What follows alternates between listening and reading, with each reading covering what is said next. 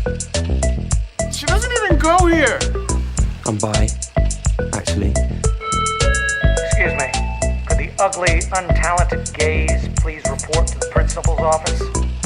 Hi, I'm Kurt Homo, and I'll be auditioning for the role of kicker. Hello! Welcome in, everybody. Thank you so much for tuning in to today's episode of Not So Straight Nerds. I'm your host, Luke. And I'm your host, Alicia. And today we are talking July 2026. Yay! I'm so excited. Yeah, I was looking at this month and thinking back to some of our other recap episodes, and I feel like lately it's kind of been hard for me to find the movies that are like truly releasing.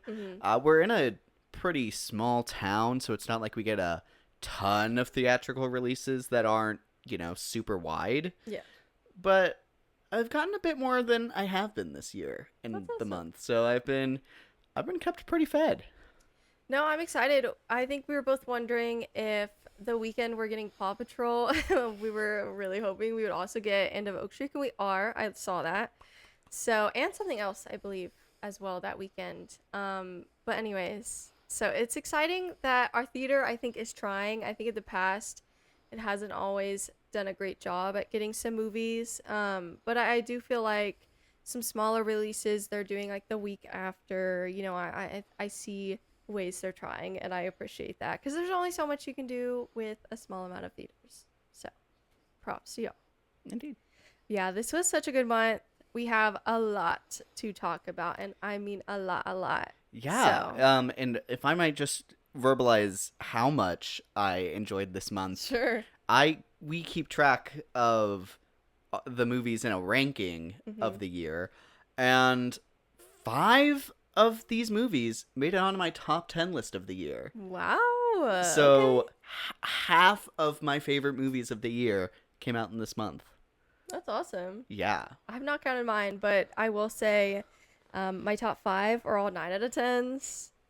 And then in my first time watches, my top 11 out of, you'll see, are 9 out of 10. So, like, I've seen some really good movies this month, new and older. Yeah. And I've seen some good shows, too. So I'm just kind of excited to break it all down. Yeah. Purr. I'm also very excited to go into this. Real quick, how are the vibes? The vibes are good. I am ready to talk. I'm ready to yap. I feel like some episodes, I don't know how I'm going to feel. With this one, I'm excited. Yeah, I think it's very exciting. I'm pretty happy to be back. I was just gone for an extended weekend. The last time we were together was when we filmed our Spider-Man episode, and that felt crazy. And then I was able to sleep for like 3 hours before I had to go on a flight. Oh, God. But I'm very excited to be back in a lot more of a calmer and chiller presence. Yes. I spent the weekend catching up on a lot of Dreamlight Valley stuff. I've gone back into that game. I was gone for quite a while, like I think even a couple years maybe. So it's been very fun to get back into it and get some more fun characters. So, yeah. Purr.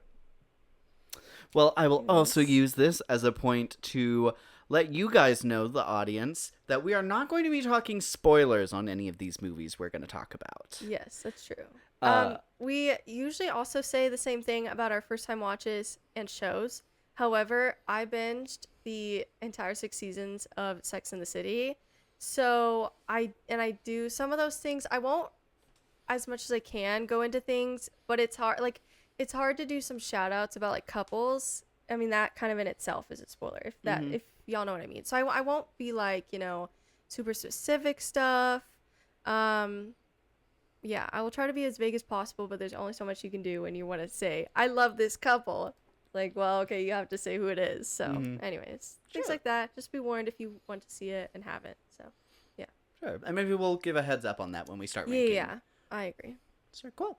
So Yes. we are going to start by ranking all of the movies that we have watched that were released in July 2026. I will go first because I have seen 13 new releases. Wow. I've seen 10. So I've still done pretty good. That's actually a lot for me. But yeah. I saw a few others that you had logged and they didn't look worth my time. So sorry. You probably agree because you didn't rate some of them very high. So, anyways, it's okay. But you know what I will say?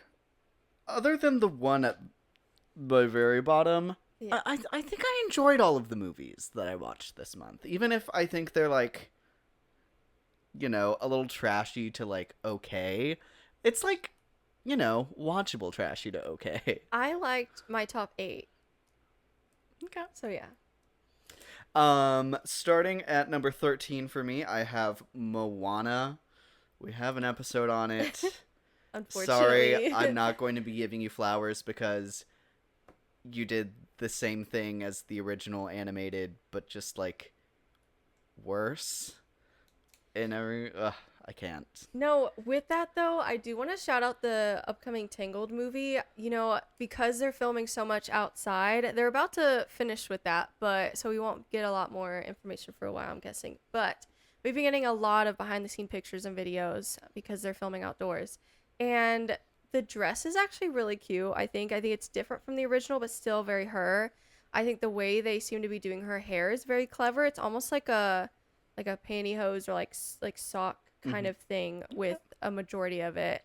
So obviously they'll add CGI, but it just seems like they're trying to do it justice, and maybe making some minor changes. We also got the first look at Catherine Hahn's Gothel, yeah. Yes, and she looks great. So yeah, I don't know. I mean, it's a little early, but we'll wait till we get like a first official teaser or trailer. Well, and a big part that I think makes that movie a lot different from this one is, you know, it's a little older. a little older, but also most of your characters are humans and they're in like real places instead of sticking a person in a rock on a fake boat in the middle of a CGI ocean. Yeah, that helps. Anyways, all that to say, very much did not like Moana. I'll go out to say, I think I said this in the episode as well, least favorite live action remake so far. It's one of mine, for sure. Yeah. Anyways. My number 12, I have Descendants, Wicked Wonderland. Very rough. Some of the songs have like there's 2 songs that I'm like, Well said. And Like, they Louise have a Madrigal, charm. Yeah. King, love. Oh, and the Hook Girl, she was fun. Mm-hmm. There's pieces that could have been a great movie here. Here and there, yeah. And also this kicked off my desire to watch a bunch of Disney Channel original movies to very varying results. Oh, also, I wanted to shout out with Descendants, the girl who plays, what the heck is her name? The Cinderella daughter.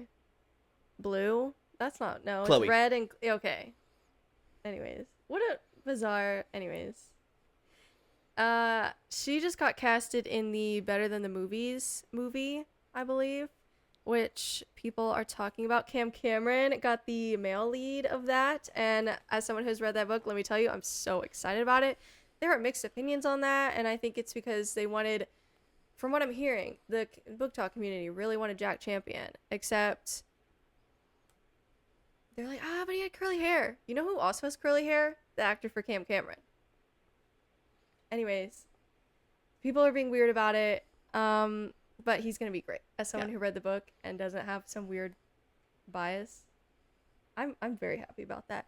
And then I forgot who the girl is, but she was in something. It's fine. But then the best friend of her is gonna be the girl, Chloe. And let's hope that movie knows what to do with her character. Yeah. Anyways, and at number 11, just outside my top 10, I have the comedy 72 Hours. You know, sure, it's like a bachelor trip gone wrong, and the people are funny enough, even if I don't think it super comes together. Sure. But honestly, for the life of me, I don't know why this movie was called 72 Hours. Like, maybe... Does it not happen within 72 hours? If it does, it's not, like, explicitly setting a time limit to anything. That sucks. I feel Like I that don't would even be- remember them saying the word 72 hours. So I don't know where that came from. Maybe I'm missing something. Maybe it's like, because also a big part of it, it's Kevin Hart's character randomly joining this bachelor's trip and like paying for everything because he wants to learn how to advertise alcohol to millennials. Right. So I don't know if maybe there's some like weird like marketing or like generational label that's that. I don't know. It's fine. I think it's very much not for everyone, but it was good enough. Right. Okay. So while you were saying that, I googled who the girl was in Better Than the Movies, and it's someone who is a new castmate or new character in Percy Jackson season 2. She's the girl that was like really annoying that kept following them with like the bow and arrow. Okay. Maybe not annoying, but like she just kept.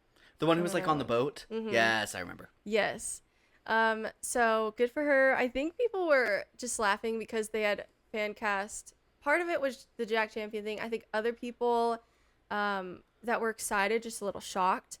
They wanted the guy who plays Luke from Percy Jackson and Lola Tongue, and then as the leads, and then we got a guy from Somewhere I Turned Pretty and a girl from Percy Jackson. So it's just like they flipped different things. Pulled someone from both universes, just different people.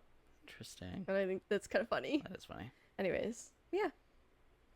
Enough about that. My turn. Yeah. My number 10 is also actually my bottom one is different. I put Descendants as my bottom one. Listen, this was really bad. I watched it just because I've watched all the others, and unfortunately I do feel like a little obligated to watch them every time they come out. I don't know why I shouldn't, but I just do. I'll probably watch the next one if they make another one. Don't know why I keep doing this to myself. It's just no longer interesting. It's no longer fun to be like, oh yeah, new kids. I mean, like you said, Luis Madrigal was fun, but I want to see some more villain kids like as main characters. I certainly feel like the whole Ren and Chloe as your main leads, like I don't think they really stuck the landing on their first go as being the lead characters. Nope. I fear I'd look a little deeper at my cast. Well, I also just find it disappointing. Like the original, like 4 of the first trilogy. The core 4. Yes, the core 4 were so iconic, Yeah. and I don't know if they're not The interesting characters are enough, super just vague. Add a That's couple a good more, point. you know. Like, And even Just with have a this couple more. movie, instead of like focusing on the character work of the 2 existing main characters, they kind of yada yada and throw in a gazillion others. yes, way too many. Like the Smee twins. I'm like, there's too many bodies here. I don't know any of their names. I don't care that they're, Smee twins. Get them out of here. I don't know. I had beef with them. I was like, they're annoying. Get them out. Anyways. Yeah, it was really bad. And first of all, there wasn't a good conflict in this movie, especially not the main one, but I feel like the secondary one was everyone and their mother had some beef with Red. And it was, from what I can remember, all bullshit. It was like, where is this coming from? Why are you mad at her? Half of you are just jealous of her. The other half are just like joining on the bandwagon for no reason because simply she's better than you, more capable than you. Like Chloe getting mad at her at the chess thing because her way wasn't working and then Red's way immediately worked. I'm like, I'm sorry. Do you want to die? Will you literally die on that hill of I have to be the one to finally lead? You also didn't have a conversation with her beforehand, so how is she supposed to know you're feeling left out? Have a conversation with her. I'm sorry she can't read you don't even know what the problem is, so I'm mad at you. I'm sorry. Are we in middle school? High school. But even then, I'm like, that's a little too babyish for high school. I'm like, we need to grow up. We need to communicate. This is annoying. That's all. Ugh. It feels, Anyways. I don't know. This one especially feels super Disney Plusified. Like it's I can't imagine watching this on an actual like TV channel. Whereas the last one I'm like, you just didn't finish it. Like Yeah, you had, you just didn't have a you third just didn't have your act. third act, and it was Yeah. super bizarre. This one is just like, This one was rough. Yeah. Anyways. my number 10. I have a Hulu movie called They Fight. It's about this guy who gets out of prison and he's trying to reestablish his life again, to try and get a relationship with his kid. He ends up living and working out of a community center and is talked back into being a wrestling coach. And I'm pretty on board with it as it like explores like the idea of like coming back in, being someone integral to your community, the importance of like guiding the youth of your community down the right path. I think especially within the Black community, I think it's very important. But then it kind of veers away from him and into like these two kids that he's training in a way where it doesn't feel like it's like it's super intentional. It's like this feels like a different movie instead of like their conflict now is like a part of his conflict. It feels weird. It's a weird jump that kind of brings the movie down after that point. But up till that point, I was like, hey. But meh. Oh, and it's the main guy. I think he's one of the leads from Moonlight. Moon Knight? Moonlight, the A24 movie. Right. Yay. Okay. Yeah, Good for he's them. good. He's really good. Mhm. So yeah. Love some Moon Knight. But also Moon Knight right love. now, I was very surprised to learn it's my least watched movie on my 2026 movies playlist. I can like look at the stats of it, and it's the least popular Oh, movie on my yeah. list. Interesting. My number 9, don't have a lot to say here. I put Moana. We have a video on this. I didn't like it. I don't care. I don't know. Well said. I don't have anything else to say. Other than obviously I'm excited for the Tangled movie, but with some reservations. I think they've earned some reservations. I'm excited because thus far I feel like I've been shown some good stuff, but we'll see how they bring it together. And again, I don't want a copy-paste movie. I hope they do have some surprises. The dress change is fun. That is one thing that you should not get wrong, but they definitely have in the past. So, yeah. But you know I what? don't know. Even I think back to whenever we first saw the first looks at the behind the scenes of Moana. Very different, very opposite Yeah. reactions. Well, even like, I think a lot of people have rightfully been complaining about how the animals look just kind of almost across the board, except for you, Jungle Book. Anyways. And especially like people are talking about a Finding Nemo one. I'm like, guys, be real. You do not want a Finding Nemo live action. Let's be honest. Anyways.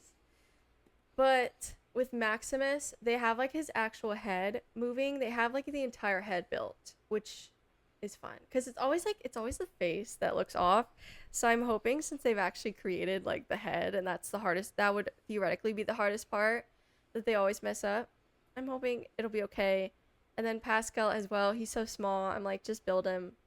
Just build a little puppet. He's so small. You can do it. I believe in you. The only hard part is with then a puppet. How did they do Grogu? Because I was thinking green, you're supposed to like take it out, but then he's green. But I mean, then a lot also of the time Grogu's green. like in like a ball or like I'd imagine there's like a lot of puppetry with like coming up into a set in where he is or in mechanical stuff. Yeah. There's ways. Hopefully they can incorporate that. Let's get the baby Grogu people in on this. Perhaps, yeah. But anyways, we'll see. My number 9, I have the Apple TV comedy The Dink. It is about this failed tennis player who learns to play pickleball. Pickleball's And such it's a thing Jake right Johnson. So it's pretty funny. now. Okay. He is funny. Funny guy. And then he has a really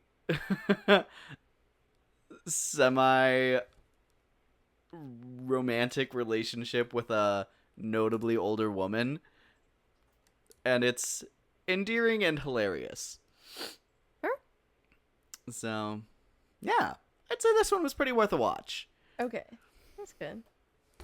My number 8, I have Enola Holmes 3. I think we also did we did a video on this and Yes. kind of talked about all 3 movies really.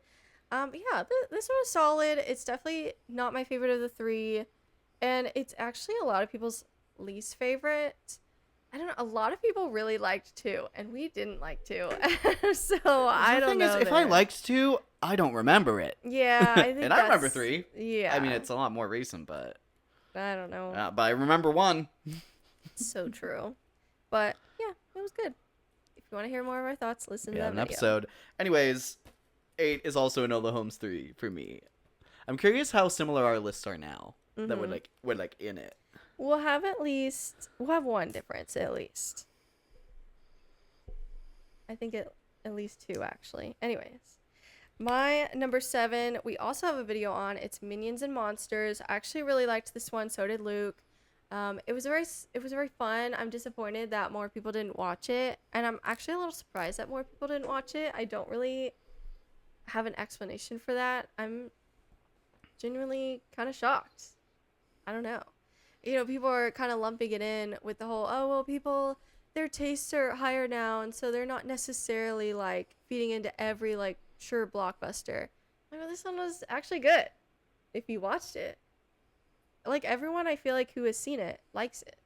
And just not a lot of people saw it, and I think that's disappointing. It's like another one of those kind of love letter to movies movie, and I'll always eat that up, so, yeah. Good. At my number 7, I have the screened recording of Hadestown. Super fun.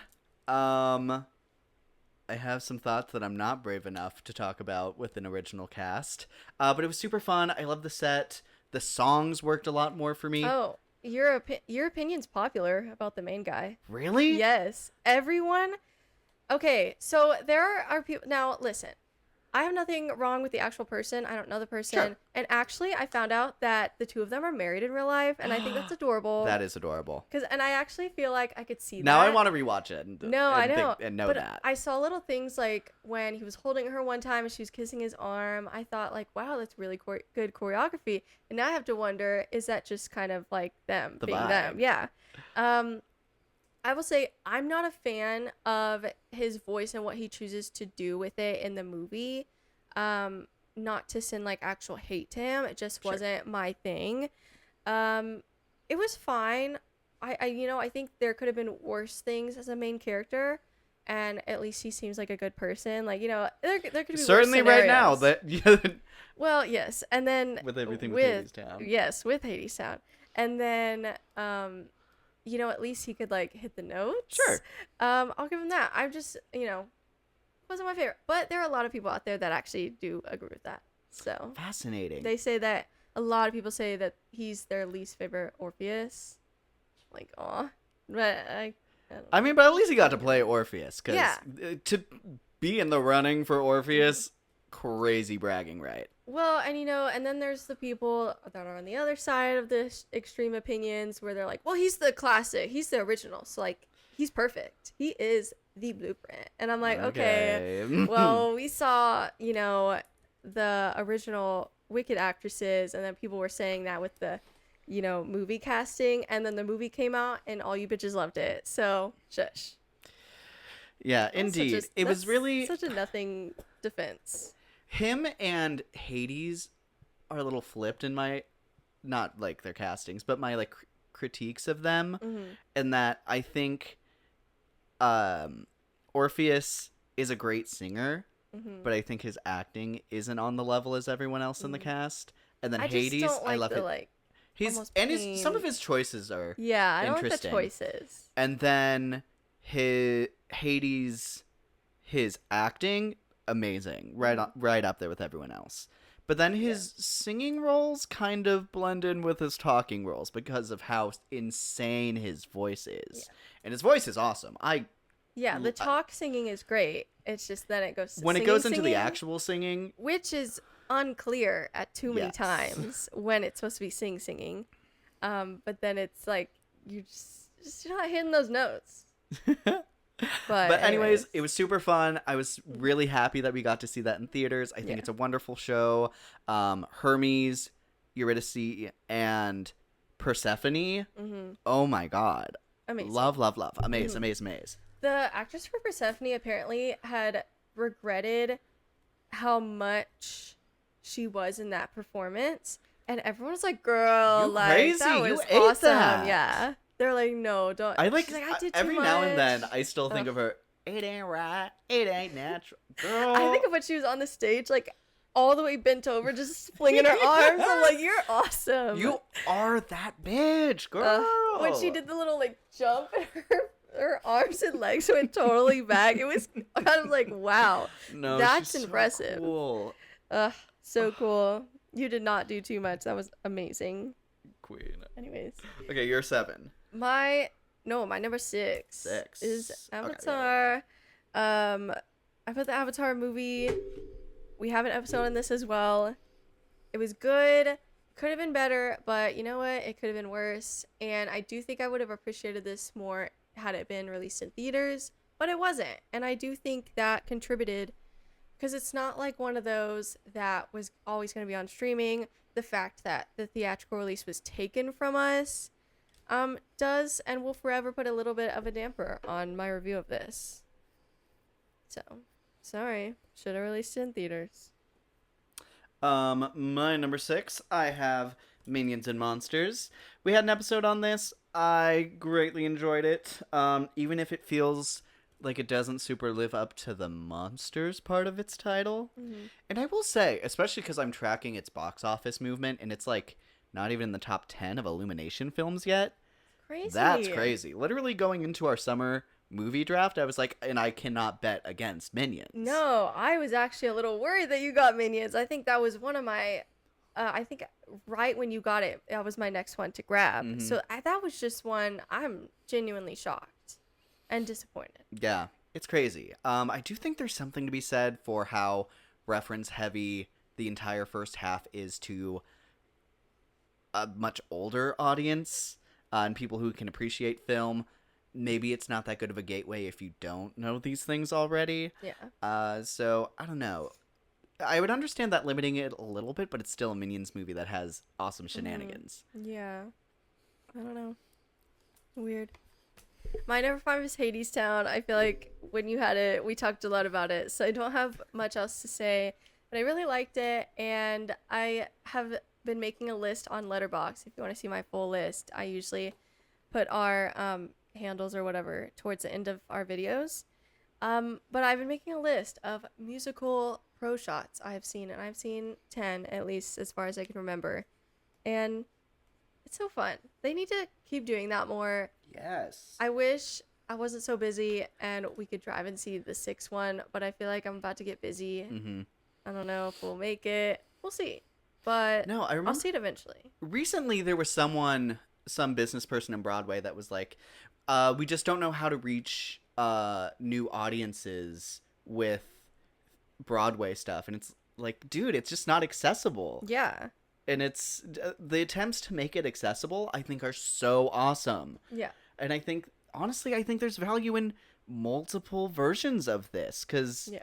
I think the big cool thing about live theater and changing casts and set designs is that no one's ever watching the same show twice. Mm-hmm. So I think it would be really smart to try and set up, like, oh my gosh, the new cast of Hades Town is being released. Mm-hmm. Like, I would love for that kind of thing to happen. Yeah, kind of like how every now and then, if a cast is just that good, they'll do a new cast recording with that cast. I think same thing. You know, obviously movies and pro shots are probably a lot more expensive than that, so I understand. But I think a good starting place would just be simply making more pro shots of things. You know, obviously it's not just New York that plays all these shows, but they play a lot compared to any other state. They may have a theater here and there that has like a season that'll have a full production of stuff, but a lot of times those tickets are $100+ for some pretty bad seats. Your local theaters are a great resource, but still, you know, obviously because they're a local theater, they often have to greatly adapt certain things to, you know, go for their budget and size. Mhm. And so still do these pro shots because there's still going to be a different experience. So it's like we saw Next to Normal live at a local theater and it was great, but we also saw like a pro shot of it and that was also great and completely They're different. completely different experiences that Yeah. I feel like can definitely coexist at the same time. I'd be very Absolutely. curious to see how two different casts in a pro shot, like having both of those just out there. Yeah. I'd be curious how that would be. I don't know. Okay. My number 5, and might I remind everyone that 5 Up is in my top 10 of the year. So I have Evil Dead Burns. That's in your top It 10. is. I really Wow. liked it. And I actually liked it more than I liked Evil Dead Rise. Mm-hmm. And that is also in my top 10 of that year. Wow. I really like these new approaches to Evil Dead than I do the original trilogy. And then the kind of reboot I also liked a little bit more. But these ones use the whole Evil Dead aesthetic as like a theme for like something greater. And I think it's so cool, especially this one. Yeah. Because this one follows basically this woman's husband dies and his body gets possessed and she's like at the funeral with her in-law family. And basically it's just talking about how horrible this like whole family is.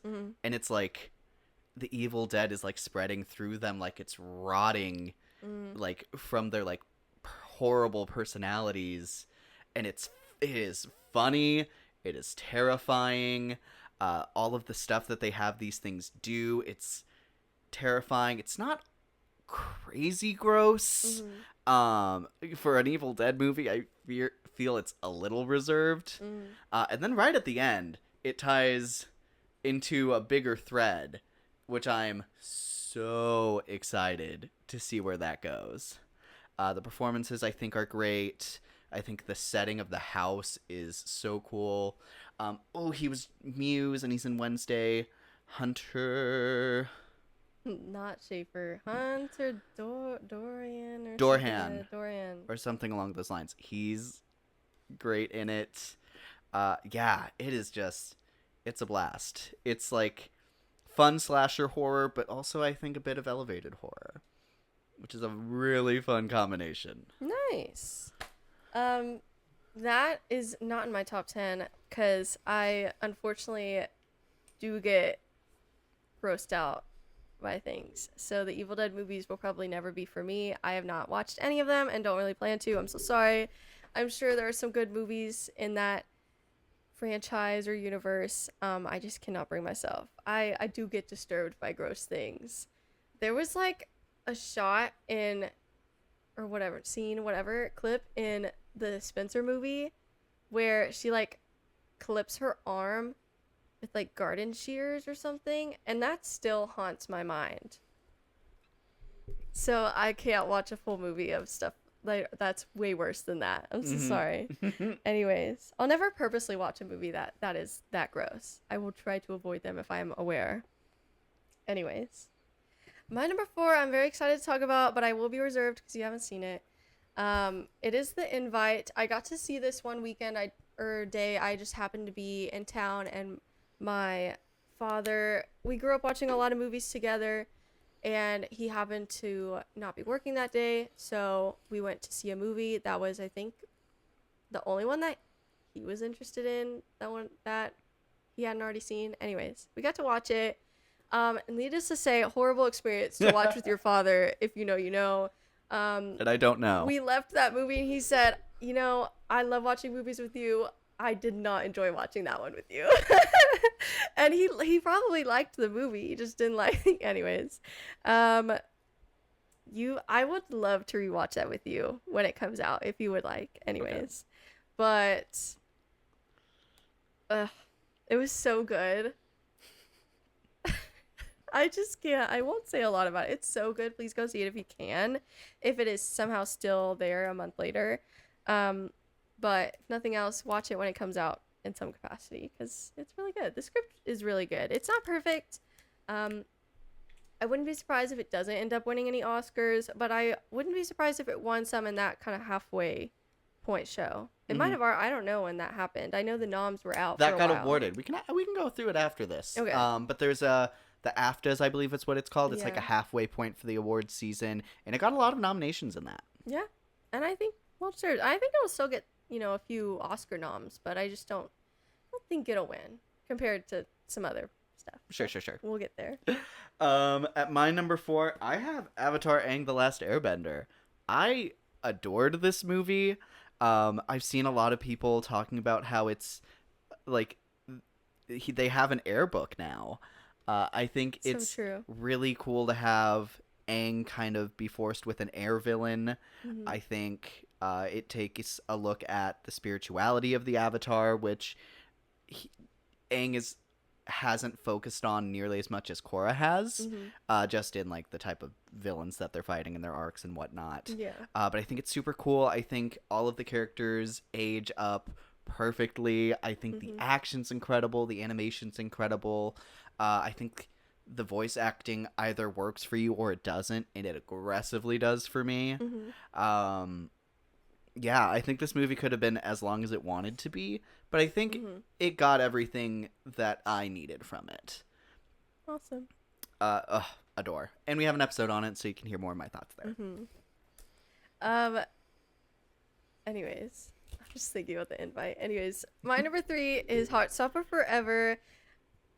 It's crazy that this is not my number 1. In any other month it would be, but you'll see. There are 2 really good movies here, and if you know, you probably already have guessed them. But Heartstopper was very, very good in kind of every way. I think it was a perfect conclusion. I actually really loved reading the graphic novel as well beforehand, the one that just released like a week or 2 before the movie had come out. Yeah, it was great, and I hope a lot of these actors continue to get work if they haven't already. So, they're great. Absolutely. Number 3 is also Heartstopper Forever for me. Yeah, I thought this was a really fun send-off. I think just from how much longer the show has on a movie, I think there are some things that I would have loved to see, but ultimately I think it's a great send-off. I think being able to close the book on your own terms is huge, especially for this show when we didn't always know we were going to get that. Yeah. I think the actors are incredible. I think the writing is great. And I love queer community love. So, yeah, we have a whole episode on it. And I went ahead and put both my number 2 and my number 1. I put The Odyssey, and then I put Spider-Man Brand New Day. And listen, Spider-Man Brand New Day to me is like the perfect movie. I really seriously have no complaints. The Odyssey, the smallest thing is that I thought Act 1 was a little bit, like, could have been a little bit cleaner. And that is such a small complaint, but it matters here when you have what I would consider in its own right a perfect movie versus like literally so close, basically a masterpiece in all places, but just the slightest thing. And obviously they're very different movies. Like one's gonna win so many Oscars, and the other one's gonna, well, I guess both are gonna make a lot of money, but one's definitely gonna make a lot more than the other. But yeah. I think they're both great movies. We have episodes on both. Something's happening with our Spider-Man one. Yeah, I don't know you what's can find happening. it. It's on our channel, but it's there. I promise. I don't know if it got shadow banned. I don't know why, because we've talked about a lot crazier things than I have like literally no idea why it would be shadow banned. YouTube Anyways, said, and you're not gonna be filming these late night episodes anymore. said enough of that. They said we can Anyways. tell. I don't know, but it is there, I promise. Yeah, and I feel like we have a lot of great discussions on it, so it's kind of a shame that something's happening with there. But anyways, and then also the Odyssey. the Odyssey, Good point. the video for some reason wasn't working. So they're just cursed, I guess. I don't know. We just can't win. I'm so sorry, guys. But they are there, and we worked really hard to still put a bunch of visuals for the Odyssey episode, since we didn't have like actual video footage. So we tried our best. Anyways. All that to say, I'm in the same exact boat as you. Yeah. The Odyssey, I think, is, I don't know, it's still like a masterpiece to me, but I Yeah. like still have those small complaints that are like basically nitpicks. Yes. But yeah. like, you know, it's amazing. And Yeah. then Spider-Man, dude, that movie hit like every beat it needed to. Mhm. It is that movie. It uses so many different pieces so well, and it leaves basically every character in this movie in such a better place than it started. Mhm. And I need Destin Daniel Cretton to continue doing more work, both in and outside of Marvel. I totally agree. So good. So great. That is our rankings. We'd love to hear yours in the comments below. Next up, we have, what did I put? Shows? I don't know. We usually do first time watches Okay, first, sure. I think. So top 5 first time watches. Where's my eraser? And I've been really good at watching movies this month. So I actually Same. really like my top 5 first time watches. No, I've talked about this before, but I get into like little phases, and this month was definitely a movie phase month where I watched so many movies. I only got burnt out this past weekend, maybe Saturday. So then that's how I watched so much Sex in the City, because that is literally all I did all day was watch that. So yeah. So it still worked for me. It was still fun. I got a lot of movies. I finished a lot of like lists or categories that I've been wanting to watch. I think you'll understand a little bit more when I start talking about stuff. And I've literally practiced, because I know I love a good tangent. I have literally in my living room, like a speech, practiced keeping this as short as possible. I promise you guys. Please don't hate me. Anyways, Do you can want go to? for, or Okay, I'll go didn't first. you say you have more technically? First time watches? Yeah. Well, say we're that? just doing top 5. No? Oh well, I was gonna shout out some others. Yeah, I'll do That's some what I quick was shout saying. outs. Okay. I got to watch 23 movies this month. Same. Made use of that AMC Plus subscription to watch a handful of movies on there. Right. I got to watch Exit 8, which wasn't as good as I really wanted it to be. The Mortuary Assistant, which is as bad, tragically, as I had heard, which makes me so sad because I love that game. And then I got to watch the Winnie the Pooh and Bambi Which is much better. horror remakes, which were, they're bad. The last Winnie the Pooh was kind of an up on the hill. It's still not great, but you know, it was fun. It was fun, trashy horror. But at least I'll never watch. I love Winnie the Pooh too much. I can't be no, scarred like that. you don't need to. And then I started watching And Bambi. Bambi's already a horror movie. I started watching Anyways, sorry. some animated DC movies, and I started watching some of the older Disney Channel original movies. And that's basically my binge attempts that didn't make it into my top 5. Okay. So, Nice. do you want to do shoutouts first, or should I hit number 5? Sure, I'll get that out of the Go way. for it. So sorry. Anyways, so I finally She have puts so the many. board down. I have watched 44 movies this month. Genuinely, and I have genuinely watched them all. And I know it's, as the time we're filming this, August 4th. That is on a separate list for August 1st through 4th. Those are on a separate list. So genuinely in the month of July, I have watched 44 movies. I know that is insane. I've had a lot of time on my hands this month. Not about to not have a lot of time on my hands, so I'm getting them all in. Anyways, I finished all the Tom Cruise movies. Finally.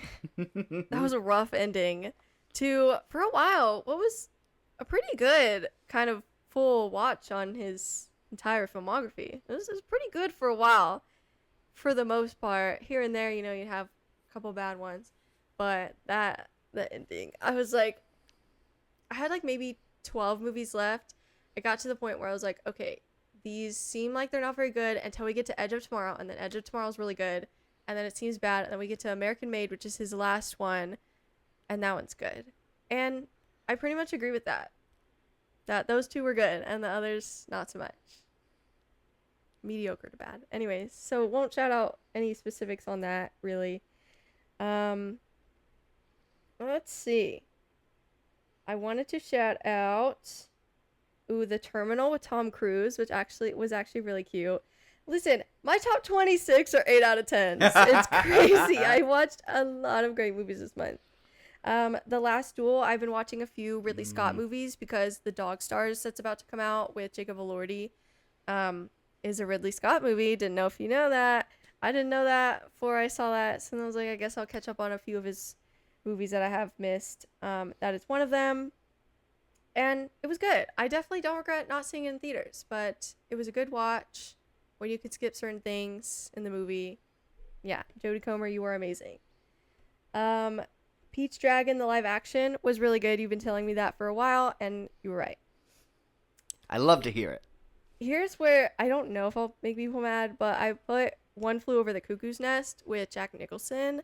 To me, this is like somewhat like Boy Interrupted, and we'll get to Girl Interrupted. Oh, that's well said. That is also on this list. However, actually, I don't know. Have you seen that? I have. Okay, good. Then I could say it. Our scores are, I think, the same on Letterboxd. Okay. I guess slight spoilers, even though this is not important to the story, but it's important to why I put this below Girl Interrupted. So the whole premise is that he gets put in this mental institution because he claims he's mentally unwell, insane, whatever the terminology is in court when you can get out of going to jail. That's what he does, except he's, I guess, not insane. He kind of is, but anyways, not in that way. But the reason is because he was not wanting to go to jail for sexually assaulting someone, which he has done multiple times. And he basically all but admits to doing it in his own way. Obviously, he doesn't because he would be thrown in jail. But, like, he's basically like, I didn't know she was 18. Blah, blah, blah, or she wasn't 18. Blah, blah, blah.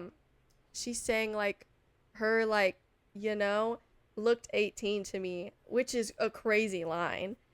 And that's just not important to the story. And so why pick that crime out of all those? That's my nitpick with this movie. Fair. It's honestly kind of perfect otherwise. But I'm just so bothered by that. I'm like, why pick that crime? One, if we're supposed to sympathize with what's happening to him,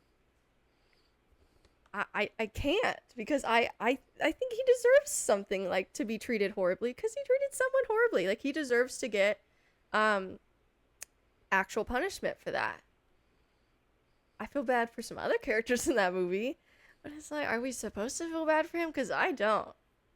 And I could have if you just picked literally any other crime. Pretty much. Anyways, just nitpicky. Then Steel Magnolias was really good. That's a Julia Roberts I'm surprised movie. you didn't like that one more, or at least you didn't rate. Yeah, I'm yeah. surprised you didn't rate that one higher. Yeah, it's I did it 8 out of 10, which is pretty good. Isn't Sally Fields in that movie as well? Yes, and she's great in that movie. And Julia Roberts is also in that movie, and I've been watching a few of hers. I made a list as if I would go through her movies like I did with Tom Cruise, but the Tom Cruise one exhausted me so much that I don't know if I will ever do that for anyone else, even Julia Roberts. But I have seen quite a few of hers, and a few of hers are on my list now. And this was a really, really good one. There's only one of hers that's higher, and we'll get there. But yeah, this is one of my favorites by her for sure. And I really want to see this as a play now and bring tissues. I've seen this as a play twice, 2 different productions of it. No. I will say the term Steel Magnolias kind of reminds me of, like, Full Metal Jacket. Like, in my mind, I'm like, steel, so, like, hard iron. And it's like, that's not the aesthetic at all. Yes. That's but just funny to me. it's really The movie was just not at all what I thought it would be by the title alone. But agree. do you want me to? Oh, go ahead. Oh, sorry. No, I have a lot. Sorry. Anyways, Okay, I'm gonna going. quickly get started on our first time watch list. Wait, I have a lot. Oh, I'm sorry. I have more shoutouts. I Sorry, didn't that's what I was saying. Anyways, I'm so sorry. I promise I will try to go fast. Okay. Speed round. But I'm a cheerleader. Tubi has a lot of underrated movies on their platform, and it's free. So this is one of them. It was great. Somehow taking the premise of this girl in a small town, everyone, her friends and family are aware that she's gay. She doesn't know she's gay. They send her to conversion therapy. And yet, it's a comedy. And you're thinking, how are they going to do that? But everyone loves this film. I saw it on Letterboxd. Everyone loves this film, so they must do it really well. And they do. I really can't explain how they do it, but they ride the line so well. And it's such a, like, I can feel that it's a classic. Like, I get it. Like, it's such a cult classic. So good. Girl Interrupted, I believe, was also on Tubi. It was great. It has Winona Ryder in it. It has Angelina Jolie in it. Don't know if Angelina Jolie got any sort of award recognition for that, but she should have. I 'cause want she to was say I think that's great. where she won her Oscar. Dude, Let me double that check. would be so deserved. She did, because she was great in that movie. Anyways, I'll continue while you look that up. Yeah. The Rocky Horror Picture Show, again, like Steel Magnolias, I need to see this live now so bad. So good. Finally got around to it. I've heard that I needed to watch it for years. And then Luke Evans, I believe his name is, who plays Gaston and is also in the Fast and Furious franchise, different things. He's the, I guess, technically main character of that. He's like the star of the show. We'll put it that way. Of somewhere, I don't know if it's on Broadway, like off, like I don't know where it is. Somewhere he's doing it live, and everyone's been shouting him out. So I finally got around to it. Bend It Like Beckham is another one on Tubi. I'm telling you, Tubi came in clutch this month. Anyways, don't know when the last time I've said that phrase. Anyways, this is really good and would have been genuinely a perfect movie had they embraced the gayness in this movie. Because I know I thought about this earlier, and I was like, if it had been gay, but it was, and they just didn't embrace it. You know what? I had a similar conversation when I was talking about the Interview with a Vampire movie. Yeah. And that's even more crazy. Well, I guess, I don't know, maybe Bend It Like Beckham is based off a book, but Interview with the Vampire is such a popular book that it's like kind of crazy that they didn't actually acknowledge the romantic aspect of that, which is everything. Anyways, then I want to shout out Tangerine, which is a Sean Baker movie. Kind of randomly saw this. I think it was also on Tubi. I'm telling you, I saw a lot of great treasures on that channel, or whatever platform. This was great. The main character is like Loki's so mean in this movie, but I loved them. Oh my gosh. She was great, and like just kind of props to this movie for making Loki a crazy, maybe not crazy, but like really mean main character so entertaining and great. I feel like it could have easily, like, props to the writing and the main actress for just like pulling that off somehow of still being likable, even if you're kind of not playing a likable character like they are. But like the whole thing is like she goes around, she finds out her boyfriend cheated on her, or supposedly, so she literally the whole movie goes around to try to find this girl who he slept with, and then drags her ass like all over town to all these things, like beats her up, like so many, like, oh my god, but I loved her. And I loved also the friendship in this movie. I felt like I wanted to cry by the end, but just by just how like sweet it is. Yeah, I don't know. I think this is great. I don't know. I feel like you would like it more than Anora, and it touches on. It sounds very somewhat- Anora. Yeah, like it, you know, a whole adventure around the city, you know, drama. Anyways, similar themes. Then I watched some Christopher Nolan movies in anticipation for The Odyssey that I had not seen before. The Prestige was one. It's really good. Magic movie. The only thing I would say is, I saw the twist coming from a mile away, I feel like. And then they revealed the twist twice. which is really weird to me. Like, I forget if they show you first and then tell you in the script, or if they tell you and then show you, but it's one of those, and that only works once. It's one thing where I already knew what was know what was coming, and then it did. That's fine. That can still work for me, and I still think that was well done. Then you try to do it again. I think it's like the very end of the film. They leave it on a note where it's supposed to be shocking. I'm like, but we knew this 30 minutes ago. I don't know. That's the only part where I was a little thrown off by I'm very that. curious when I eventually watch that if I'm gonna feel the same way as you. I think And tragically, I'm gonna be keeping a hella eye out for it. Yeah. Well, you just, the movie makes you do it anyways. They'll put you into that mindset. And you usually catch things more than I do, so I would be shocked if you didn't. But I'm really interested to see what you think about that. And then Tenet was really good. As confusing as it was, I still think it's really good. And I had a great time. And there are movies that have confused me to the point of not liking it, and this is not one of those. So, The Thing, long story short, I've already told you this story. Sometime last year, I think, I watched The Thing, and because everyone said it was so good, and I hated it. I thought, this sucks. You know, I was so excited. This girl from Sky High was in it. That should have been my first clue. This is not the same one. Didn't know there was two, though, and that's the main reason I went wrong.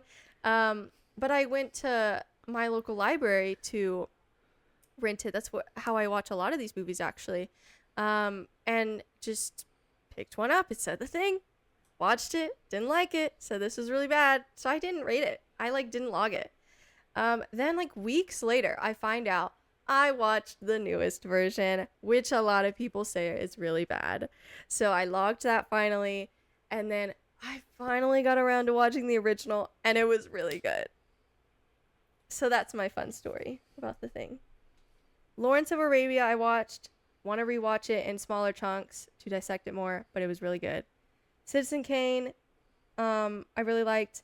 Reminded me in certain ways of It's a Wonderful Life, and it was really well done. Then I want to shout out the Oceans trilogy. I watched Oceans 11, 12, and 13. Finally watched all 4 of those. There's Oceans 8 as well, which is a completely different thing. And the first one is really, really good. I get it. The second one is okay. It has more Julia Roberts, which was the only thing I wanted from the first movie. But everything else is a little bit worse. So it's just not as good as the first one. And then the third one is not my favorite, but it's okay.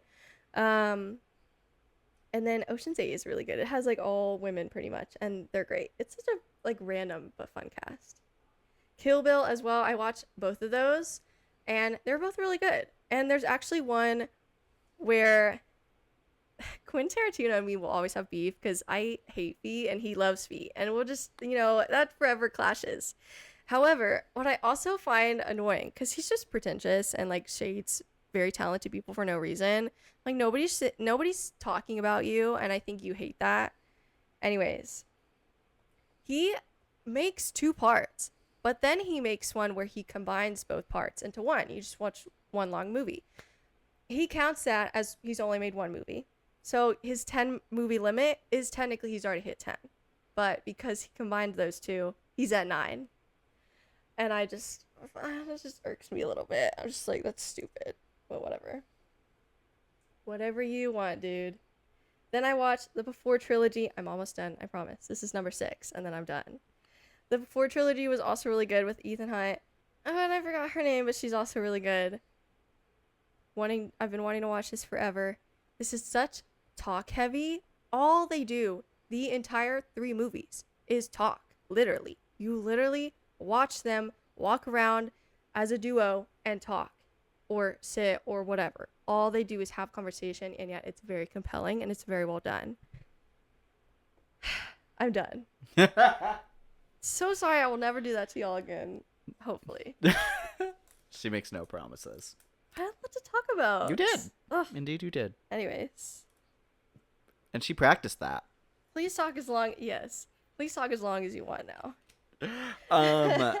My number 5 is I have Forbidden Fruits. You actually showed me this one, and I was very excited to, because I really wanted to catch this earlier this year. I was super excited to actually do it. I remember you coming in concerned that you didn't know if I was going to vibe with it, and I loved it. Yes. My campy ass queen witches, I love. I don't know why I didn't think you would. I guess just because it's just so like almost bizarre, but it's a fun bizarre. But I could see people just maybe not vibing with like the obvious like humor there. I don't know.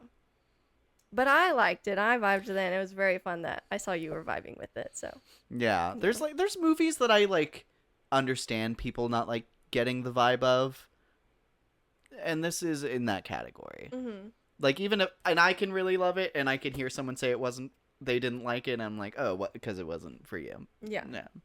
No, super fun. I think the cast was really great.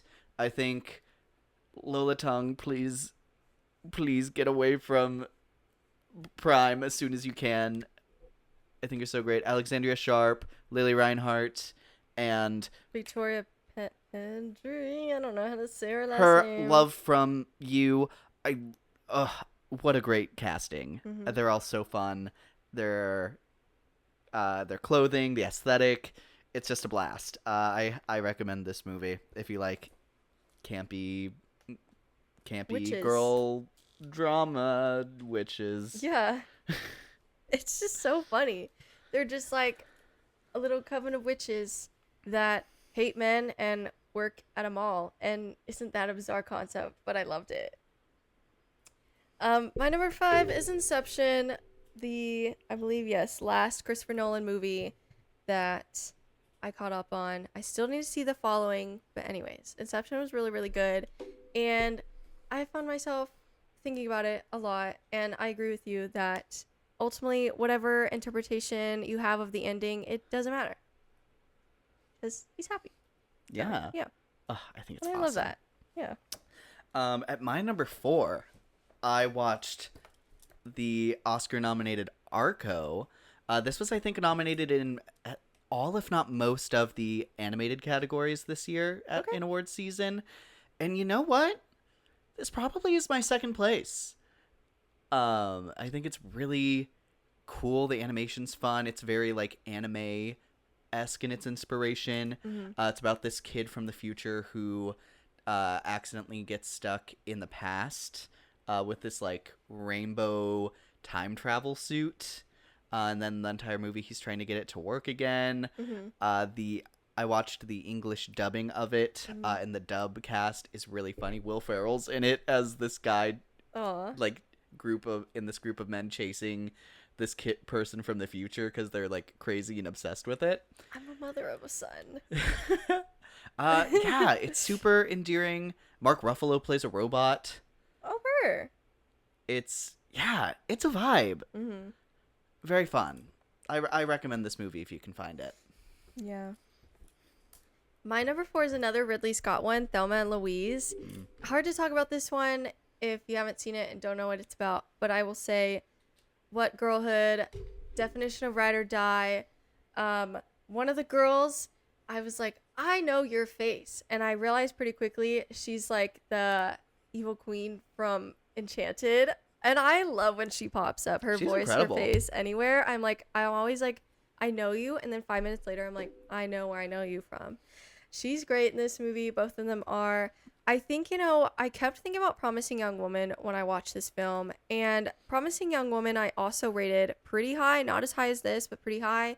But I was not a fan of the ending, and again, it's hard to talk about either ending because they're very dramatic, but without giving too much away. But this one worked better for me, I think. I think it helps that it's like they're the two of them doing something. I don't know. It's hard to explain. I feel like I'm not making sense unless maybe you've seen it.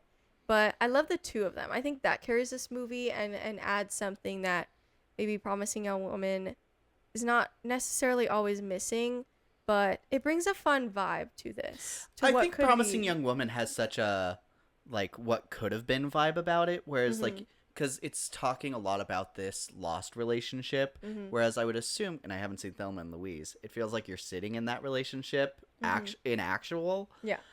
So you're just, it's like seeing what was lost versus seeing the aftermath of it is what I would imagine. Yes. Well, because the vague premise is that they're on the run because something happens and one of them does something and then they have to go on the run.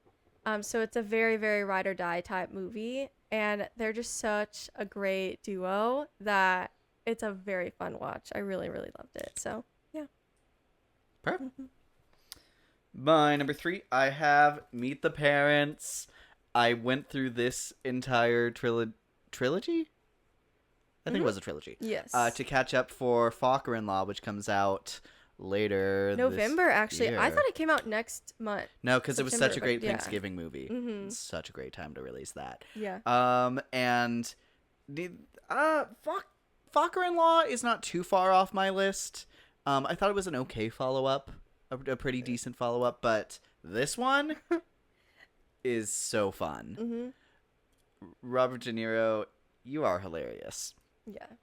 And I'm very excited because I feel like this new movie, unlike Little Focker, is like doing something No, interesting Meet the and different. Fockers. That's Focker-in-Law's the one coming out. Right. Yes, Meet the Fockers was yeah. a decent follow-up. Mhm.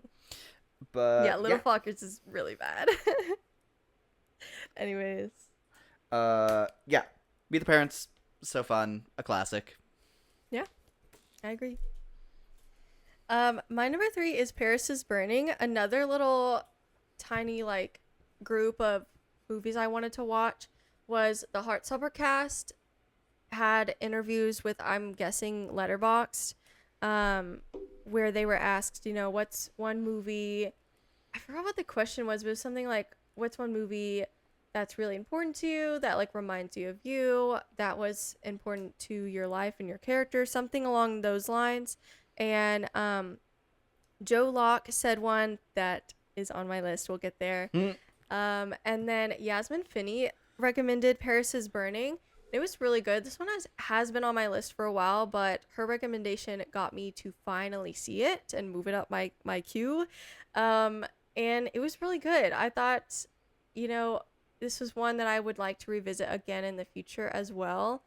And it tells a lot of different people's stories, and I believe is based off true stories.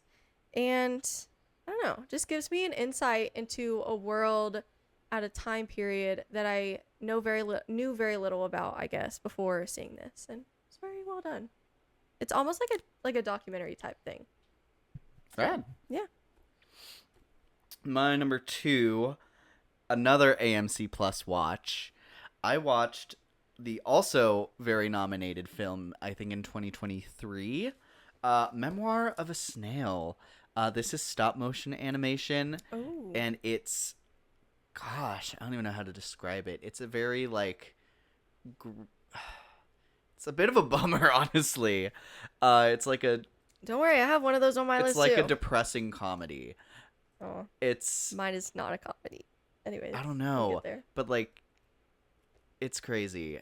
But I love it. It's this like girl's life story about how life sucked and then it got worse and then it got worse, and Aw. but like it comes together in a weirdly inspiring way. Yeah, I would have loved to have known this movie when it was in the awards circuit, because I don't remember what beat it, and I remember I couldn't blame it for having beat it. It was something I liked, but this was an amazing movie. Or like, would it be animated feature? Yes, 2023 race. Anyways, yeah. Yeah, super. Pinocchio, Guillermo del Toro's. Yeah. Yeah, it makes And sense. I actually think I prefer this to that one. Mhm. But I understand Guillermo del Toro's win. I think that's Yeah. what deserved. But this movie I think is incredible. I wish it was more accessible than AMC Plus, because who the hell has AMC Plus? That's where you watch the horror Bambi movie. I know. Ugh. Well, that's the other bad thing about all the like Broadway pro shots is a lot of them go to like Broadway HD, and who the hell has that subscription? And also, I'm pretty sure it's like $10+. Why? People were crazy. Anyways. My number 2 is Joe Locke's recommendation, which was Little Miss Sunshine. This was so good. I was really hoping this would be good. This is one I had heard about. I'd seen the poster for forever.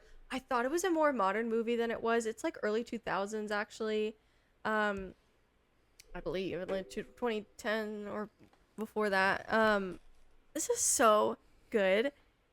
This one, Paris is Burning and Up are all 10 out of 10s. This one was so good. It is just so sweet how... So the whole premise is this little girl has been working with her grandpa on pageant stuff, like beauty pageants.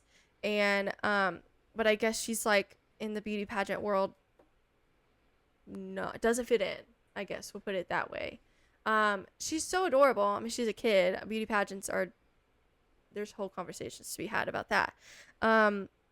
But she doesn't fit that mold, I guess. But she is so excited about it. She's been working on it with her grandpa. It's a very sweet relationship. And she gets into a really, really big and important beauty pageant, I guess. I actually don't know how big it is. But see, it's built to be important in the film, at least to her. But it's like a few states away, and their family can't afford it. One of their uncles just tried to take his own life. And so they're like, you know, some of us could go, but then they don't want to leave him by himself. And they can't afford to all fly together. So they drive in this little yellow van. And what a premise that is. I love that. And their adventures on the way. Paul Dano is in this movie, and he is nonverbal for most of this movie because he is training to be a pilot. And he has a very, I think, tragic storyline, we'll put it that way, but it's so well done. Like, he's amazing in this movie. Toni Collette's in this movie. Steve Carell is in this movie. Everyone is so good. The little girl, I forgot who plays her, but she's great in this movie. I thought for the longest time that she had won an Oscar for this. I don't even know if she got a nomination, which is such... I think I saw that she was just the youngest nominated for it. Okay. Good. But I think Steve Carell won an Oscar for this movie, I believe. And he should have, if he did, if I'm correct about that. But this is so good. I think this won a few other things, like maybe script. This has such a warm place in my heart, and I would definitely rewatch this. So yeah. Okay. And my number 1 movie, first time watch of the month, is one that you've been telling me it's insane I haven't seen for forever, and that is Mamma Mia. Oh my gosh. Yeah, it's incredible, and it's such a me movie. And I found out... I know, I'm like, I can't believe you I haven't texted seen my this. mother, and I was like, why the heck did we not bond over this movie growing up? And she's like, oh, I haven't seen it. And I'm like, so now I need to And be the that's one such to do a, this. like, your mom movie, too. Yes. She would love that. It's crazy. If you love Grease too, mother, just wait. No, it's incredible. It's such a fun vibe. It's so unapologetically out there. Ugh, so fun. Mm-hmm. And then I watched the Here We Go Again, and let me tell you, crazy choice to not include the character that they chose to. Mm-hmm. But you know what? They get me back by the end. Didn't make this list. But It was still solid. yeah. But oh, Mamma Mia. Amanda Seyfried, Meryl Streep, 3 potential baby daddies. What an amazing cast of baby daddies, by the way. Yeah. And it cast in general. Mm-hmm. Dominic, not Sessa. Dominic, the one from Captain America who plays Tony's dad. He's hot. Him and I don't Amanda know. I Seyfried know who are you're randomly yeah. awakening the bisexuals in this movie, and I'm like, power to them. This is that Pirates of the Caribbean movie that Nick Nelson was watching in Heartstopper. I'm like, I get it. No, Sarah Nelson drops that, well, we've watched Mamma Mia like 3 times this month, and I'm like, Of course you I have. know that's right. Yeah. Anyways, enough laughing. We can't be laughing in this next movie. We can't. I need Okay, to get it out locking of my in. system. Tears. Cue the tears. My number 1 is Grave of the Fireflies. I've been waiting forever to watch this movie because I think for a long time it wasn't streaming anywhere. But it's finally streaming on Netflix. And let me tell you, Netflix, you will rue the day for having ads on a movie like this. Anyways, this is just meant to like not have commercials and ads. Anyways. But I am broke, so I suffered. Anyways. But I watched this and it was really good and it was really sad, which is like the way to describe this. It's kind of impossible to say anything else other than it's really good but really sad.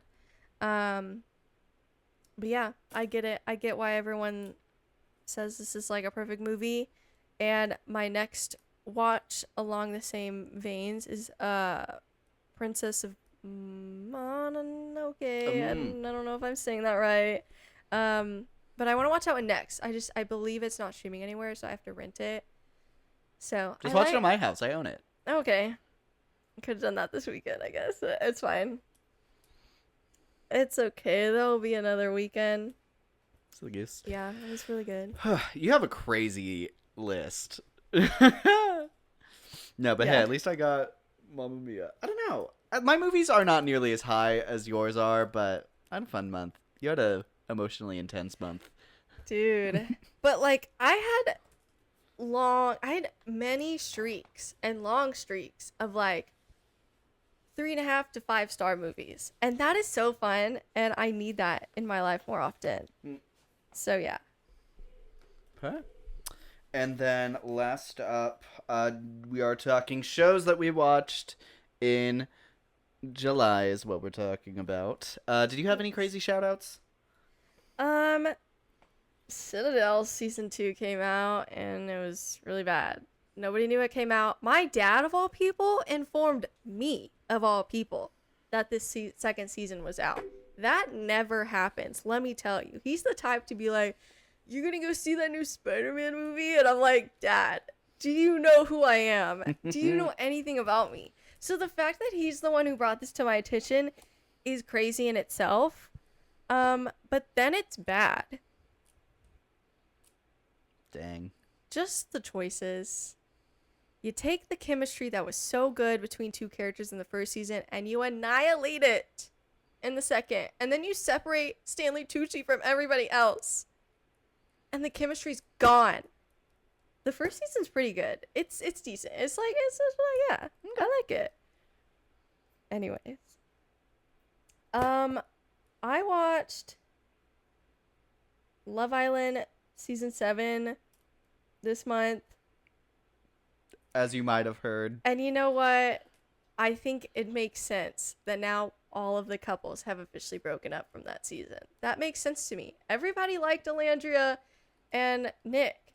And I like kind of the whole time was like, okay, but they have so many chances to get together and they're not.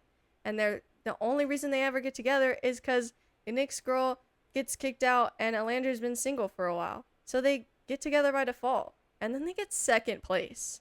And this is like the last 3 episodes. So I'm honestly surprised they stayed together as long as they did, to be honest. I hope they got their checks. Fair. Anyways.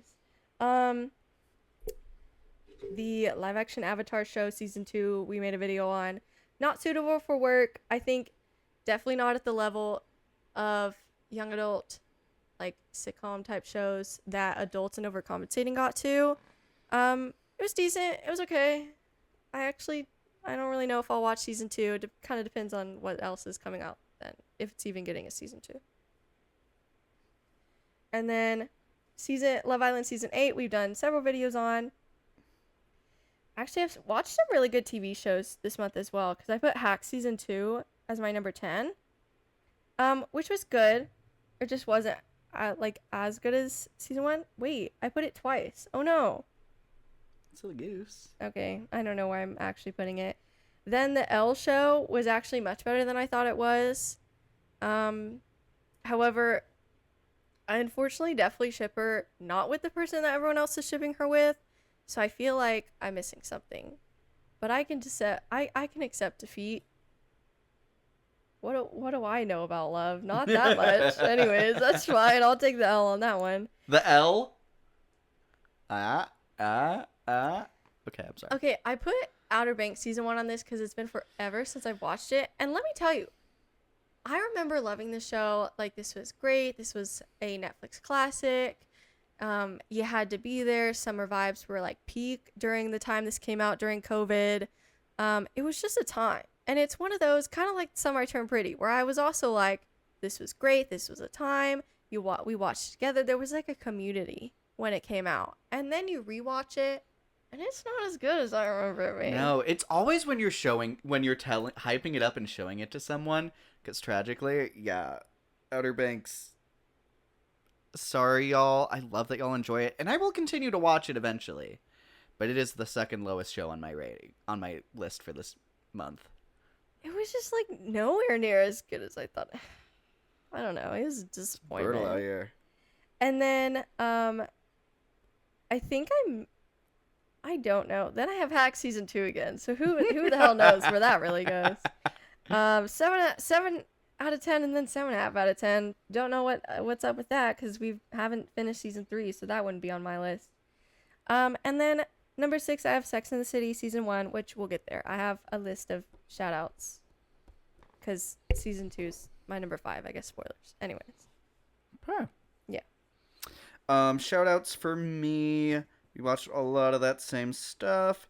House of the Dragon's pretty low. The Vampire Diaries season 5 had me going for like the first third, then they completely lost the plot.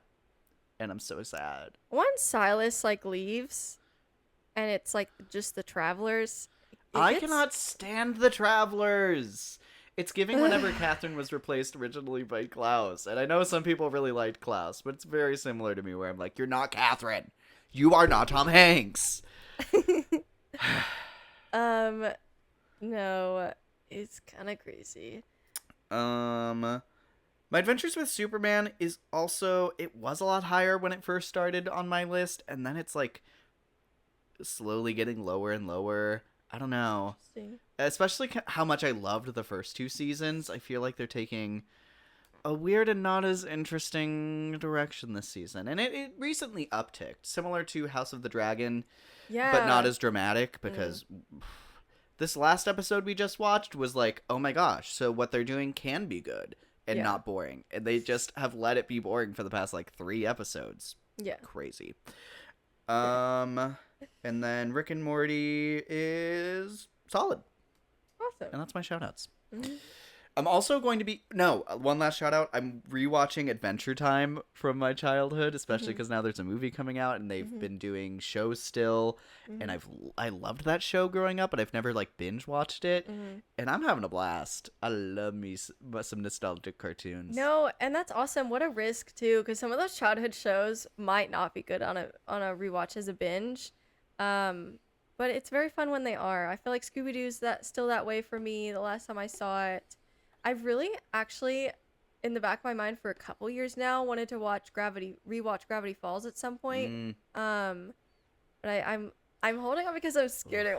We should watch that together because I adore Gravity Falls. It truly is one of my favorite shows. So if we have to suffer that fate together, we'll do it together. But I don't think we would.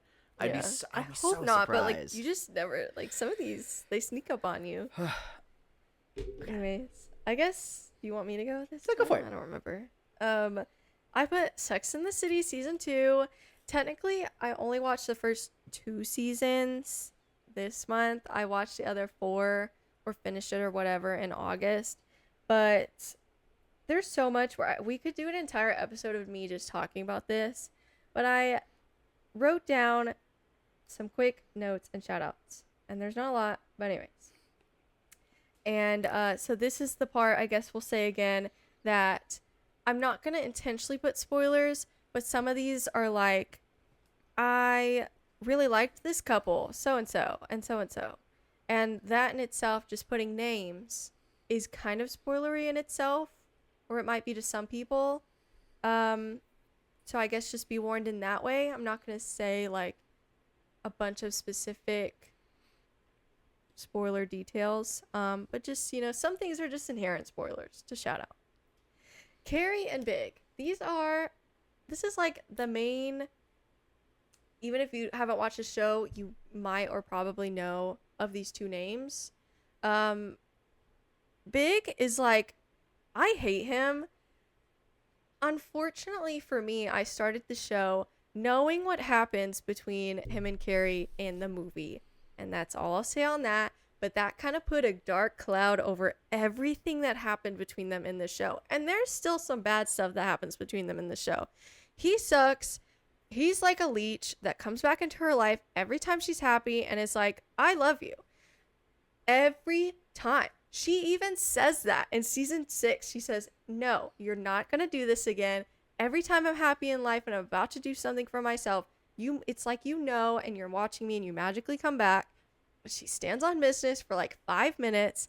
And then the ending, which they had alternate endings, they went with probably the worst one. She just undoes all of that. And it's just, ugh, Carrie.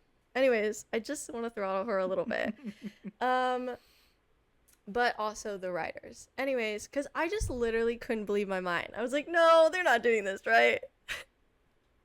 And then they do. Anyways, I hate his guts. I've looked opinions up online now that I've seen the whole thing to kind of see what the general consensus is. And everyone's kind of like, oh my god, they're made for each other. And I was like, sure, I could say that in a non-complimenting way, that they're made for each other. But I don't know, as much as Carrie has her flaws, and maybe I see why people say they deserve each other in a bad way, I don't know. I still think he's kind of a leech that needs to leave her alone, even if she also can't allow herself to be happy. I feel like that's not the same thing as coming into a woman's life and ruining her life over and over and over again, and a woman who just can't be happy. That's just not the same level of bad. One is like you need therapy. The other one's like you need therapy and A restraining order. yes, and a restraining order. 2 different things there. Anyways, Samantha's my favorite character. She's the best part of the show. However, every time she had sex, I had to turn down my volume. Every time. I would like be playing on my Switch because this was like a perfect show to like do something else, like multitask with, where I still paid attention, but I could do something else. Every time I was like, oh, okay, let's turn it down. Okay, I was like, it shocked me every time. She is so loud every time. Oh my god. But girl, she knew how to get a man, and I love her for that. And women. I wish that storyline was a little bit longer. Ugh. But the guy she ends up with is like my favorite guy in the whole show. So I guess it's fine. Like, at least she didn't end up with some like loser. Like, he's awesome for her. But anyways.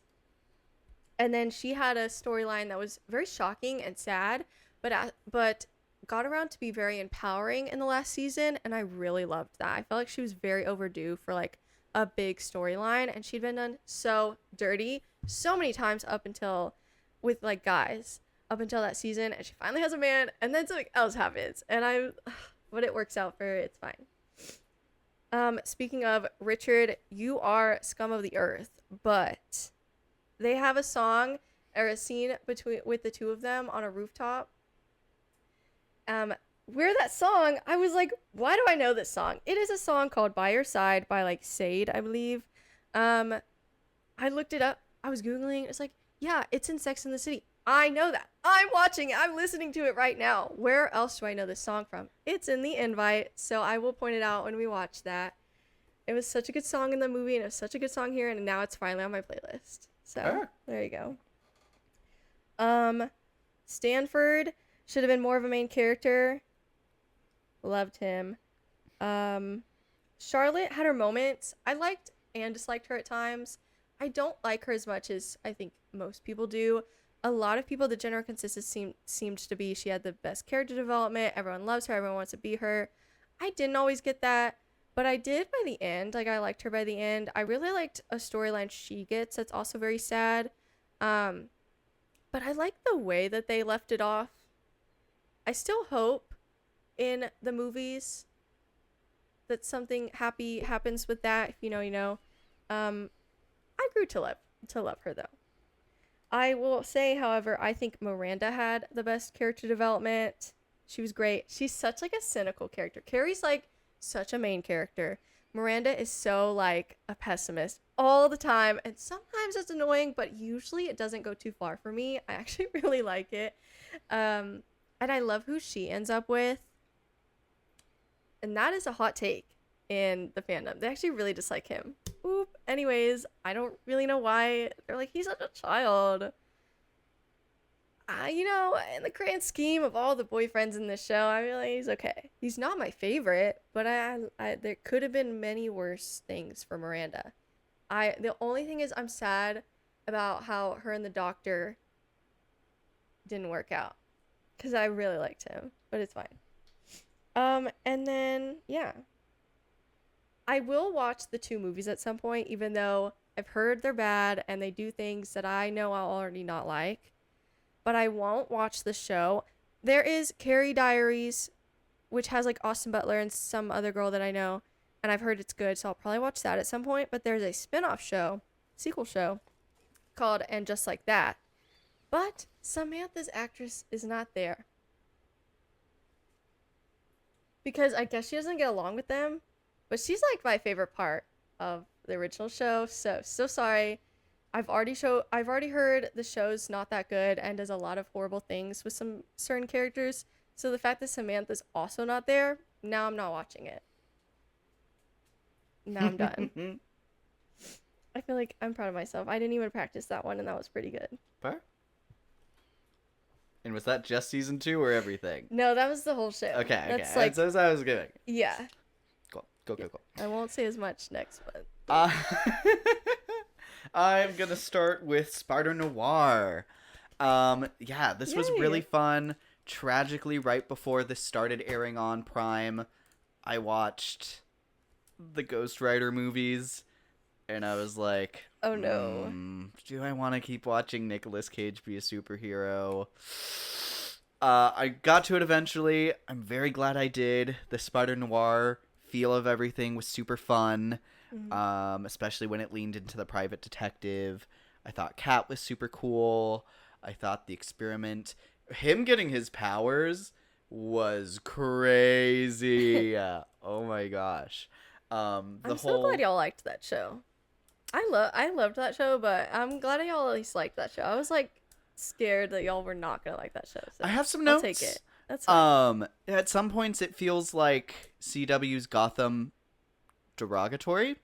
And sometimes it felt like Gotham positive. But overall it was really fun. I actually think the cast was really incredible. His little team I thought was super cool. Silvermane was a great main antagonist. He's what an actor. And I really hope we get to do a season 2 someday. I think there's a lot of interesting characters you can adapt. Some of the villains, I think it's a little for me. But I would love to see their take on other characters as well. My number 4 is Hacks season 1. We're watching through Hacks right now. We're almost done with season 3. So that'll be next month, and probably 4 and 5 by next month's recap. I imagine Maybe, so. Probably. It's not a long watch. Yeah, this had a great start. I would say it's like not exactly what I was expecting, but I didn't know a lot about the premise when going into it, or like until right before. But it's still really good. It's still very funny, and I don't know. Props to them. I could see why this has won so many Emmys. I'm excited to watch more. Exactly. Yeah. My number 4, I have The Vampire Lestat. Yes. This is my least favorite season of the Interview with a Vampire show so far. But it's still like my 10th favorite show of the year so far, so what a place to be. Yeah. Yeah, I think I love Lestat. I think it's really fun to give him the spotlight and still leaving room for Louis. The way they explore his perspective, him in the modern era, vampires in the modern era. It's all very interesting. Some crazy things to throw in there, especially if I hear some of them aren't book accurate. But yeah, it's still always a blast to be here. I continue to think that these are like the coolest adapted vampires I've seen so far. It's just a blast. Yeah. Season I 4, here agree. we come. Yes. My number 3 is Vox Machina, The Legend of Vox Machina season 4. I finally finished this show. I was waiting for the entirety of season 4 to come out, and I'm glad I did. Let's just say the season is dramatic and sad and bring tissues. But it was really good. It's my number 3.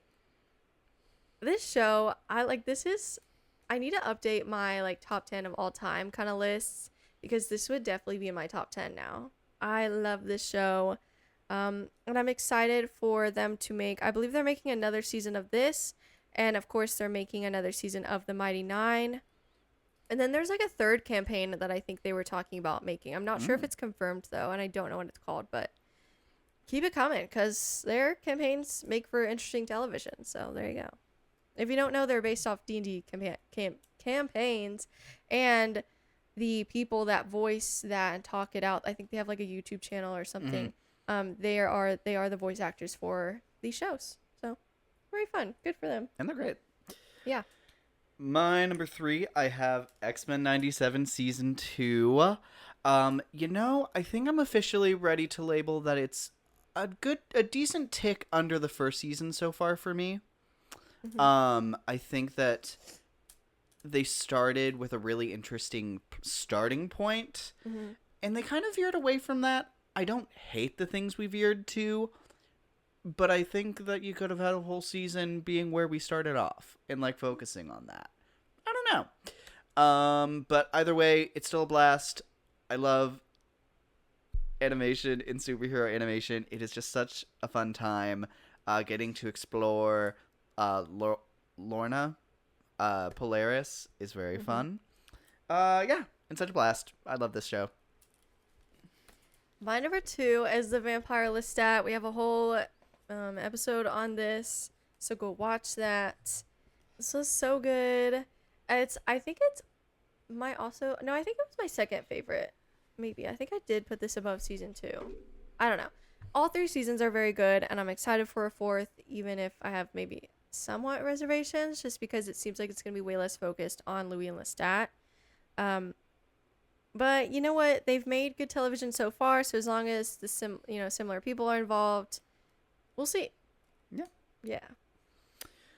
My number 2, I've combined Hacks Season 1, 2, and 3. Oh gosh. Looking at my top 10 list for this month, it is so much Adventure Time and Hacks. It's like 7 spaces. And I decided I've already kind of seen most of Adventure Time, and Hacks is such its own thing.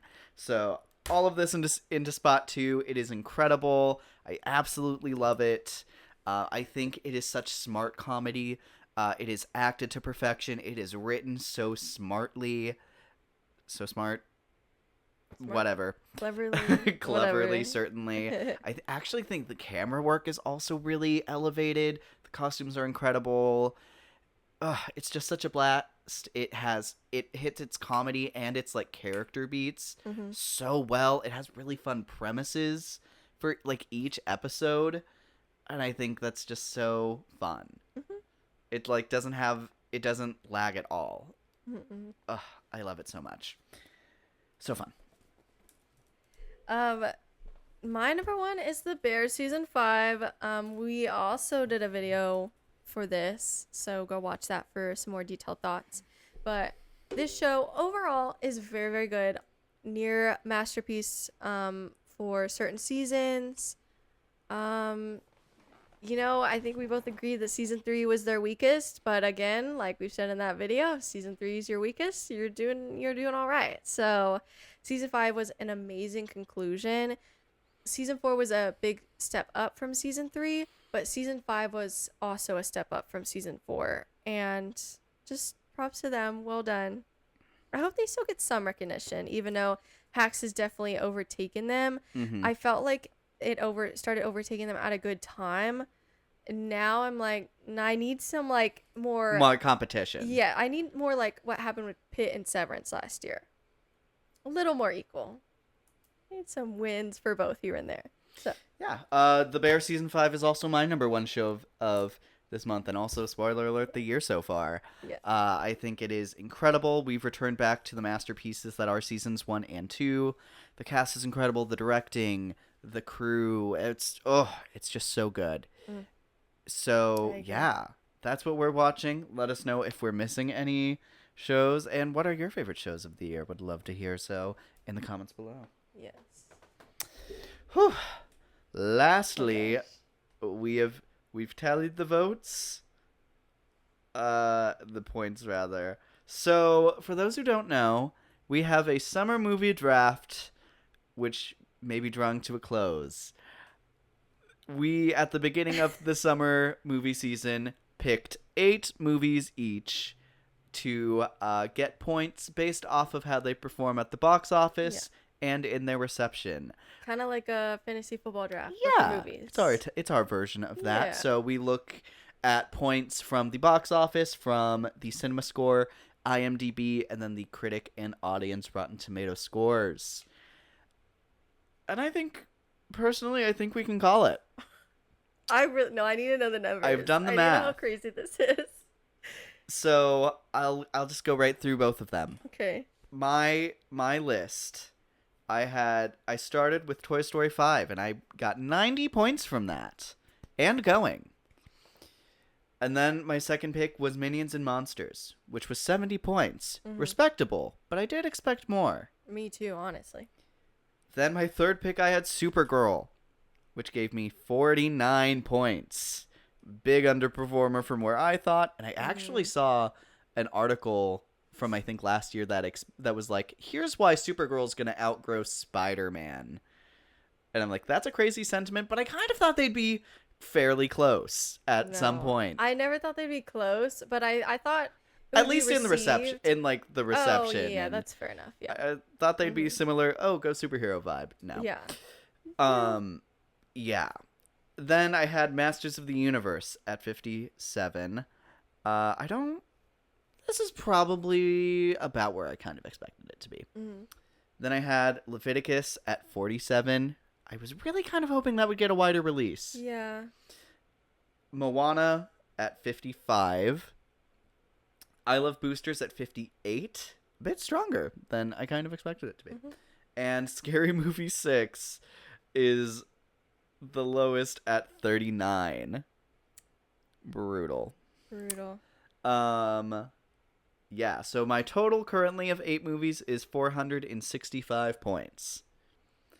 You, Alicia, in your pick order, you started with Spider-Man Brand New Day and got 92 points so far. And that is likely going to get into the hundreds before everything is said and done.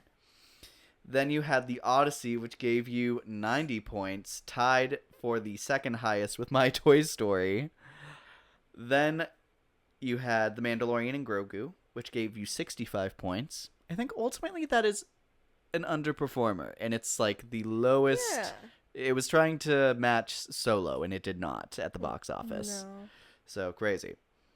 Then you had Both of our third movie pick, right? Yeah. No, yours was Supergirl was my third. Yeah. We're like weirdly underperformers. Disclosure Day gave you 59, which is pretty good. Not everyone understood that movie, but I did. We did. We did, and go listen to our video on that. Yes. Yeah. So not too bad for, that being a little bit of a hot take. Mm-hmm. So. Certainly not a, unanimous take. No. Then you had The Backrooms, which gave you 62. Great pick. Mm-hmm. Then your best pick was that your 6th pick gave you 76 points with Obsession. Like, I knew. Some subconscious part of me was like, yeah. No, you love when, I feel like we both knew that people were saying it was good, or everyone was excited about it, but I don't think anyone could have anticipated it doing what it did on any level. I remember but we'd love to see it. The so. trailer, I remember, compelled me. And then when they released the posters, I was like, that's when I was like, oh, this is going to be something. Yeah. And so glad. gosh. And then you had Power Ballad, which gave you 46. just because it didn't get a cinema score. Same with Leviticus. And then let it be known, One Night Only comes out, what, this weekend or the next weekend? Yeah. So, and that's not out yet. You don't have any points from that yet. But you are still currently at 491 points. Oh my god. So, we'll still see how One Night Only performs, but yeah, you have officially won your second movie draft. Yay. Because you won the last one, which was the 2025 Winter one. winter movie draft, Mhm. and I won the first summer movie draft. Yeah. So you've taken the lead of the drafts. See, now you have to win the winter one, and we'll have one of each under our Oh, belt, trust me, okay? I'm gonna frickin' try. I'm gonna do the math. I'm gonna do the research, the market research, and I'm gonna be like, this movie's gonna blow up, and no one's gonna think that until it happens. I'm gonna find the next obsession. I'm gonna do the numbers. It's Tuesday. Right, the underdog. Ugh. You know, Guys, I'm starting to think Dune Part 3 is gonna be something special. No, Doomsday is going to be interesting. I don't think, we tried something with Avatar where we're like, oh, well, this is going to be great. So great that we're actually going to do, whoever gets that only does 7 movies, the other person still gets 8. And that didn't really work out. I don't remember if I still would have won without that. But still, it just wasn't. Avatar didn't work out like that. But we Well, were it really shocked. didn't work out because I think you had that. Because I had one less and Zootopia. you had Zootopia. Yeah, and I don't think we realized that Zootopia was going to do what it did. Yeah. And then this winter, Doomsday, it's like, sure, it's probably going to make a lot of money. But the reception is more of it than the box office. yes, it is, So. and a good chunk. And I learned that the first summer movie draft, where I did a lot of my picks based off box office, and then very quickly realized that was a mistake. Box office is not everything. And, I think there's something to be said that Avatar 3 also shocked us with its, for an Avatar Reception. movie. No, for an Avatar movie, the box office even was underperforming to the point where they might not make a fourth one just because they're so expensive. And Doomsday, I feel like it's going to be the same way, expense-wise. And if it's really not good, people might not. It's going to get a great opening weekend. Mm-hmm. But I don't know. I don't know how to feel about that movie. I definitely don't feel like. I think it's another Avatar where we could probably just both pick 8 again. Certainly with that and Doomsday coming out at the same time. But it's like, Loki, like, if we end up doing the same thing where the winner gets first pick next time, I'm gonna have to think if I want that as my first pick. And I know that's crazy because I probably should, but I don't know. I don't know if I will actually, like, genuinely. We'll see. I don't even know if I'll do it that way, but we'll see. I'm kind of ways away. No, I'm glad I don't have to rely on One Night Only because I'm a little scared because I'm hyped for that. Everyone else is not hyped for that. The closest I could get is everyone else is at least, like, interested and intrigued on what the hell this movie's gonna be, and I'll take it.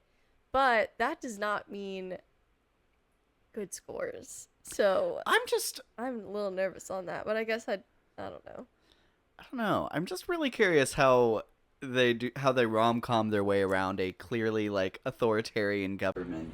All that to say, this has been a very interesting movie draft, some real surprises, but I'm very excited to get looking forward to the winter movie draft of 2026. Lots of good stuff. We got some bangers there, so we'll see if we learned any lessons this go around. I gotta catch up. It's hard though. A lot of these were surprises, good and bad. So Yeah, but I found the really bad ones and you found the amazing ones. So we'll see. I gotta be more like you. It's crazy. Give me the vibes. So there you go. I can't. Anyways. Anyways, please stay tuned for all of that. A lot more for us to cover, and we're very excited to do that. So until then, thank you for watching. I'm your host, Luke. And I'm your host, Alicia. And thank you so much for watching Not So Straight Nerds.